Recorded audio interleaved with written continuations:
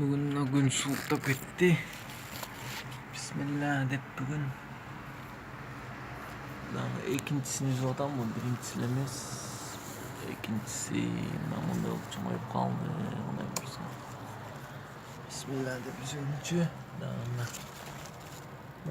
Тұрады. Ода бисмилла деп. Екінші жолы істей атамыз.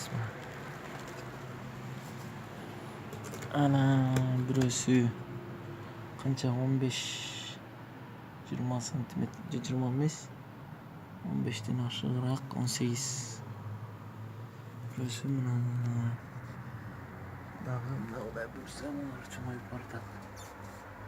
Жакшы түшүм жок, күн сууктап кетти, дальше эмне болот билбейм.